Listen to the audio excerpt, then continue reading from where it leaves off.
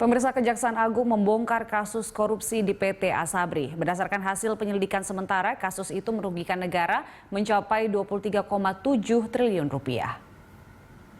Kepala Pusat Penerangan Hukum Kejaksaan Agung Leonard Ebenezer Simanjuntak telah menyatakan jumlah kerugian sebesar 23,7 triliun rupiah merupakan perhitungan sementara.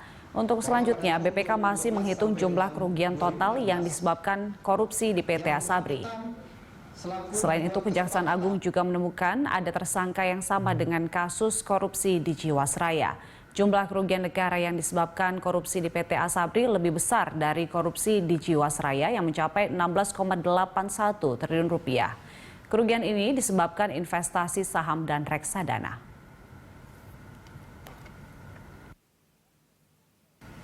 Dan pemirsa, untuk mengetahui informasi terkini, kami sudah terhubung dengan Cinta Zanidia dan juru kamera Sartika Harahap dari Gedung Kejaksaan Agung.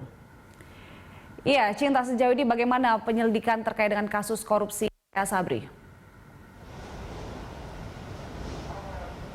Ya, Julita, menurut informasi yang kami dapatkan setelah Kejaksaan Agung atau Kejagung telah menetapkan 8 tersangka dalam kasus korupsi PT Asabri, yang selanjutnya dilaksanakan adalah pemeriksaan terhadap sejumlah saksi dari kasus ini, yang mana kemarin pihak Kejaksaan Agung telah memeriksa 8 saksi, yang mana diantaranya ada beberapa nama Direktur Utama Perusahaan Manajemen Investasi, yang mana pemeriksaan ini memang dilaksanakan dalam rangka memburu bukti dalam kasus yang dikabarkan telah merugikan negara sebesar 23,7 triliun rupiah.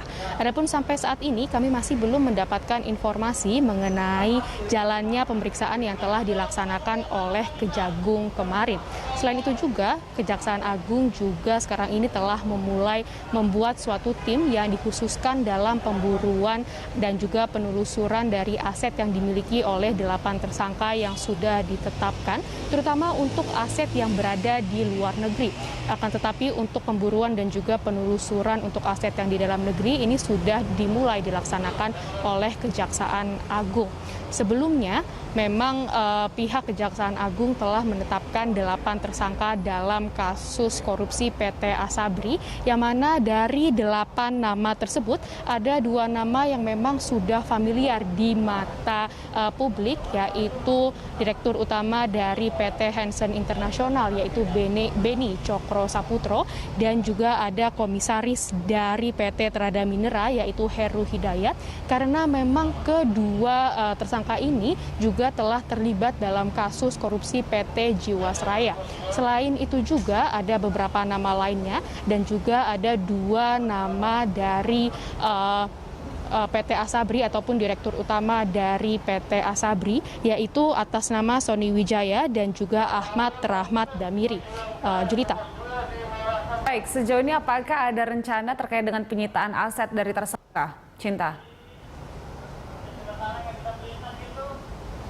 Ya, Julita, memang sampai saat ini pihak Kejaksaan Agung masih melakukan penelusuran dan juga pemburuan dari aset yang dipunyai oleh 8 tersangka dari kasus korupsi PT Asabri ini, yang mana untuk penelusuran aset yang ada di luar negeri, pihak Kejaksaan Agung sekarang ini sudah membuat suatu tim yang nantinya akan dikhususkan dalam penelusuran aset yang dimiliki oleh 8 tersangka ini di luar negeri. Sementara untuk penelusuran yang dilaksanakan di dalam negeri ini sudah berlangsung. Adapun memang sampai saat ini kami masih belum mendapatkan informasi mengenai detail lokasi penelusuran aset yang dimiliki oleh 8 tersangka ini.